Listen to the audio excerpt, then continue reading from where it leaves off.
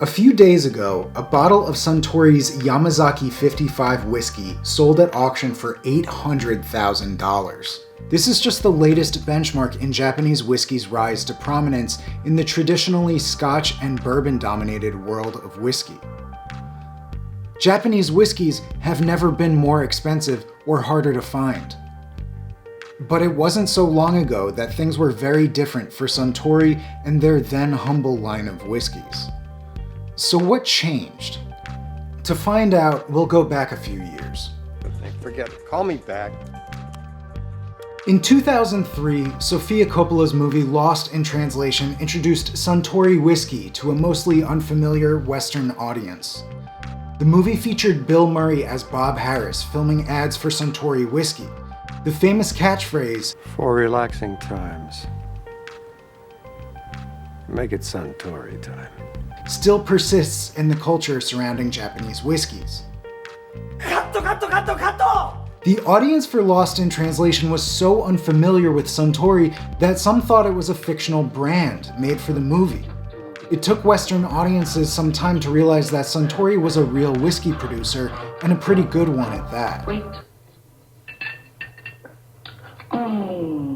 Suntory. In 2009, Suntory became a new company, Suntory Holdings Limited, more suited to act as the parent company of Suntory's many different sectors, including soft drinks and food, beer and liquors, and wine. In 2014, Suntory became an even more ubiquitous presence in Western markets when they purchased the largest American bourbon producer, Beam Incorporated, producer of Jim Beam, for $16 billion. This deal made Suntory without question one of the world's largest spirit makers, behind only Diageo and Pernod Ricard. All this time, while Suntory was gaining in the global beverage industry and Japanese whiskey was becoming more widely available internationally, it was becoming more popular in its homeland as well. Though Japanese tastes in the 80s and 90s did not prefer whiskey drinks, public perception and taste were cycling back to whiskey in the 2000s. Compounding this, a Japanese television show named Masan romanticized the life and relationship of Masataka Taketsuru, the godfather of Japanese whiskey, who studied Scotch whiskey in Scotland and brought the methodologies of the Scottish back home to Japan. The popularity of the show increased domestic demand for Suntory products and turned Japanese history of whiskey distilling into a nostalgic pride. In November 2014, the world of Japanese whiskey hit the big time when renowned whiskey writer Jim Murray named Yamazaki Sherry Cask as the best whiskey in the world.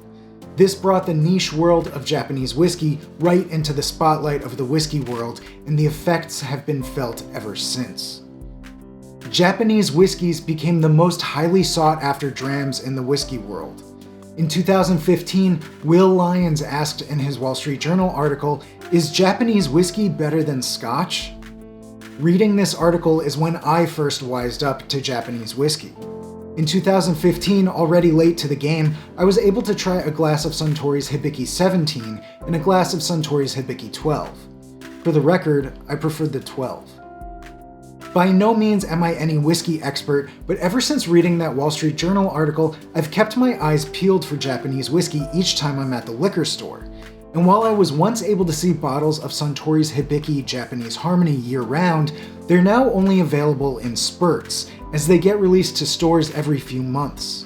I was able to buy a bottle of Hibiki 12 in 2016, and I haven't seen it on shelves since. We know that when demand goes up for a product, its price goes up. Well, American demand for Japanese whiskey certainly went up. In 2014, American imports of Japanese whiskey were $6 million. In 2018, just 4 years later, that figure increased by almost 700% to $40 million. Yamazaki 12, which once collected dust at $100 a bottle, are now moving at $140 a bottle. Bottles are continually flipped on the black market for markups well above the already premium price of retail. Other competitors wanting a piece of the action have bumped into the market. What was once the very sleepy world of Japanese whiskey became a hotbed of activity practically overnight. But these whiskeys take 12, 17, 21 years or more to be crafted, So what happens when there is a huge spike in demand and no extra supply? Let's find out.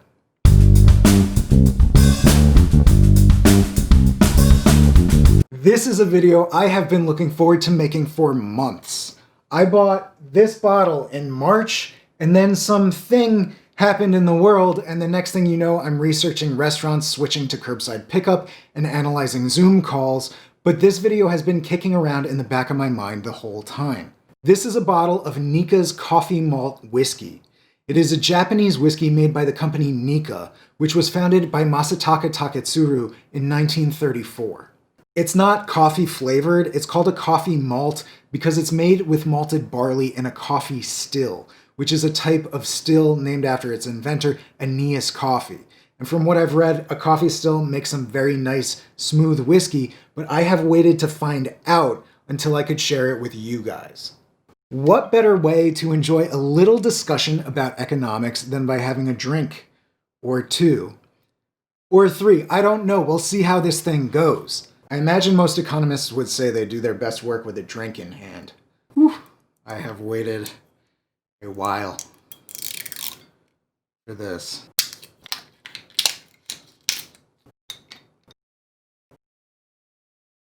Ooh. Oh, that smells so good.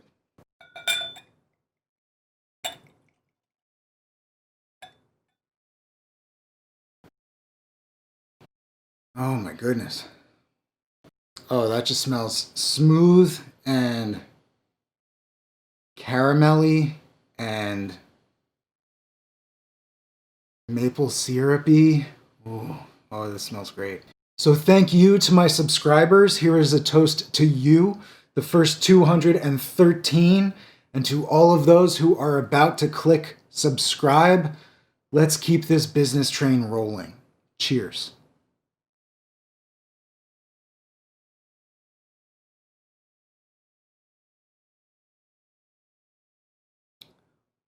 Ooh. Ooh.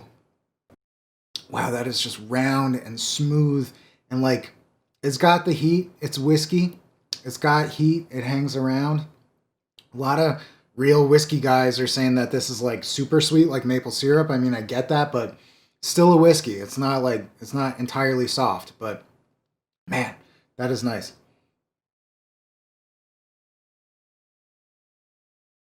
I do taste like the maple syrupy. Oh yeah. Oh, certainly. Oh, that is good.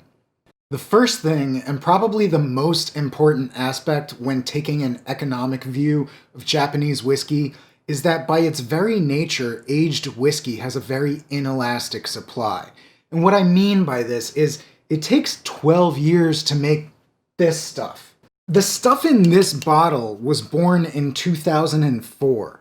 Demand for Japanese whiskey in 2004 was nothing like the current demand for Japanese whiskey. I'm sure Suntory was doing forecasting for demand, but there's no way any company could have seen this drastic spike in demand coming down the pipeline, especially 10 years or more in the future. And that's confirmed by the fact that real Japanese whiskey from Nikka or Suntory is currently marked up like crazy and harder to come by than ever. So if we want to visualize what has happened to Japanese whiskey between 2004 and now, you can plot it out on a chart with what are known as supply and demand curves. You may have seen this before, but this is a simple chart with price on one axis and quantity on the other that shows how the demand for a product and the supply of that product interact with each other. Supply and demand are shown as lines on this chart. The line demonstrating supply shows that when the price of a product is low, manufacturers won't be incentivized to make much of the product. But when price is high, manufacturers will want to make more of the product. The demand curve shows that when price is low, customers will want to buy more of the product. When price is high, customers will want to buy less of the product.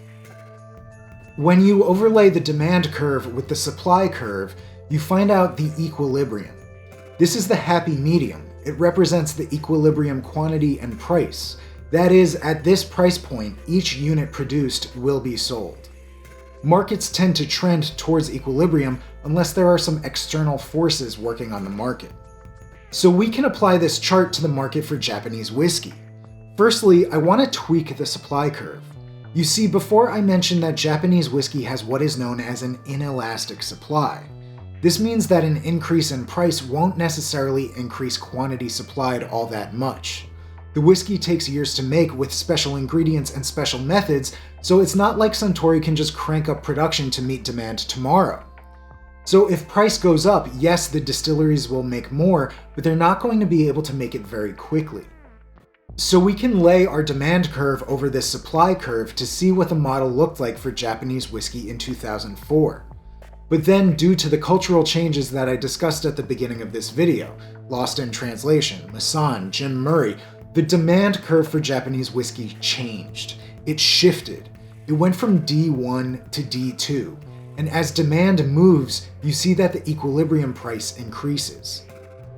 But we're not done just yet. Even though equilibrium price increased, the quantity simply isn't there. The quantity supplied is back where the old equilibrium quantity was, until the distilleries get a couple years to catch up. So the bottles start selling at an even higher price because there's a high demand with low supply. The price is trying to get up to the new equilibrium. This area, see how demand is all the way out here, but the quantity supplied is back here. This is all unmet demand for Japanese whiskey. This is called a shortage. These are bottles that would sell if they existed, but they're just not around. So what happens when you have a shortage? So when you have a shortage, you have unmet demand. You have customers who aren't willing to pay the premium for the highly demanded whiskey, or even those who would pay the premium but simply can't find it or afford it. All of these people want something to scratch their itch for Japanese whiskey, but Suntory and Nikka can't scratch it. They're going to need 12 to 21 years to scratch that itch. So odds are high that those customers will buy what is known as a substitute good. A substitute good is something that customers will buy in place of their wanted good. Something to satisfy their unmet demand. One substitute for Japanese whiskey is Scotch whiskey, and other whiskeys which coincidentally enough were the original inspiration for Japanese whiskey. And sure, these whiskeys are great, widely available at a variety of price points, but they're still only a substitute good for Japanese whiskey. If you wanted a bottle of Hibiki and left with a bottle of Laphroaig, then that was a lost sale for Suntory. No, wait, they own them. What about, what if like you wanted a Hibiki and you walk out with a bottle of Basil Hayden's? No, they own them too. Okay, bad example, but your demand for Japanese whiskey was unmet. The second substitute good for Japanese whiskey is no age statement Japanese whiskey. And this is another interesting effect resulting from the increase in demand for Japanese whiskeys. Japanese distilleries, seeing the demand for their age-stated whiskeys shoot through the roof, don't want to lose sales from people who wanted a bottle from Japan. Also known as NAS whiskeys, these are whiskeys developed by the same Japanese distilleries with younger whiskeys that don't take as much time to develop. And the result is a product that is cheaper to make with a shorter production time, leading to a more elastic supply curve, that can be produced to hopefully fill the gap of unmet demand. If you want age-stated Japanese whiskey and can't find it, then this is the next best thing. For example, when I first had Hibiki 12, there was no such thing as Hibiki Japanese Harmony. But when Hibiki 12 vanished from store shelves, Suntory produced the no age statement Japanese Harmony to fill that gap, so the Hibiki brand didn't go into complete hibernation. A third substitute good for Japanese whiskey is Japanese whiskey, but not really. These Japanese whiskeys are taking advantage of Japan's relatively young industry for whiskey, which doesn't have much in terms of regulation or oversight. Unlike the long-established Scotch or bourbon industries, which have high standards for what is able to be labeled as Scotch or bourbon, Japan doesn't have as many rules about what can be deemed as a whiskey made in Japan.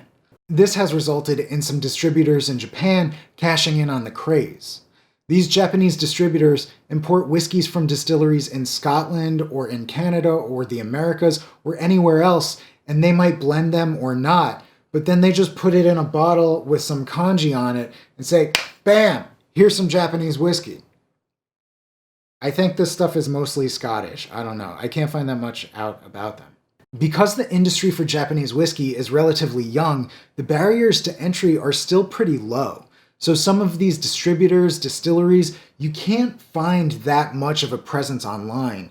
And maybe you can't even read that much about their whiskeys because they're just bottling stuff from places somewhere else and marking it up like crazy to cash in on the Japanese whiskey trend, which has allowed some very high bottle prices.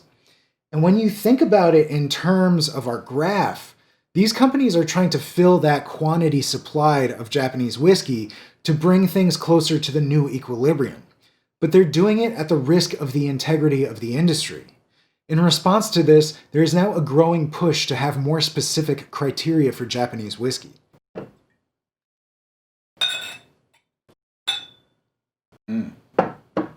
After the substitute goods fill some of the unmet demand, you have the remaining customer base of people who are holding out of the market for Japanese whiskey, and honestly, that might be the best place to find yourself right now.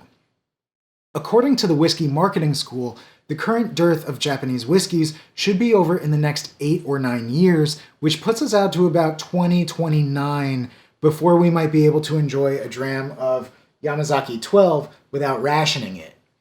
Or if you can wait 8 or 9 years and enjoy some really nice scotches in the meantime, then power to you, and your wallet will thank you. And once the holdouts are taken out of the customer base, what remains are the people who value a bottle of Japanese whiskey so highly that they are willing to pay big, like ridiculous prices in order to get a bottle. And in my following of Japanese whiskey on and off over the last few years, at some point I started getting emails for this company that sells Japanese whiskeys exclusively online. And this is not an endorsement. I've never seen anything I would consider buying in one of these emails, but the reason why I haven't unsubscribed from them is because I am downright fascinated at how exorbitantly high the prices are that they're charging. Bottles that retail for $80 are selling for $330. And they have plenty of bottles that are selling in the thousands of dollars. And now we have no way of knowing exactly how many bottles are selling at these crazy prices, but after receiving these emails for years, I can imagine that there are people buying them. And I hope they're happy with what they're getting, but for these prices, you can get like an entire case of some very high quality scotch that is in the same exact ballpark as some of these Japanese whiskeys. But that's the curious thing about perceived value. This bottle of whiskey was worth $120 to me, and I haven't opened it yet. I'm saving that for something special. I don't know what, but at that price, it's got to be something very special. But maybe this bottle is worth even more than $120 to somebody else. That online whiskey seller thinks that someone wants it for $600. But I don't know, man. I mean, I'm not going to sell my bottle, but if I was in the market for a new one, at $600 a bottle, I could probably wait until 2029. But even in 2029, I don't think we're ever going to see our favorite bottles of Hibiki selling for around $60 anymore. This high-demand market has proven to Suntory and their competitors that their whiskeys will sell closer to $80 a bottle for their entry-level offerings, so I think there will certainly be a premium in the future on their whiskeys. And we can confirm this in two ways, not only by seeing the current MSRP for their bottles, but by checking it against our supply and demand curve. When the whiskey suppliers are eventually able to bring their supply back to equilibrium, the demand curve has still shifted to support a new, higher equilibrium price. Customers have proven that they're willing to pay more for Japanese whiskey, and that new price point is going to remain until demand falls. I think Japanese culture is so cool. And between the Japanese world and the whiskey world, I feel like Japanese whiskey is something that appeals to a very wide variety of people. So I hope you're able to enjoy some in the future if you haven't already. And I really hope you enjoyed this video because I know I had a lot of fun making it. And this is just what I want this channel to be about, is just me talking about whatever business topics strike my fancy. And you could say that this topic was near and dear. And with that, I raise my glass to you. If you enjoyed this video, then please share it with a friend who you think would find it valuable as well. And please click the like and subscribe buttons because that really does help the channel grow very much. And if you have any thoughts from watching this video, then you can feel free to leave me a comment down below. And definitely check out my Instagram to see more about what I'm reading and thinking about. And please definitely do consider clicking the subscribe button because I'm working on new videos always. And I have something very, very exciting that I've been working on for a few weeks. And I really don't want anybody to miss out on that. So thank you so much for watching, and I will see you in the next one. Cheers.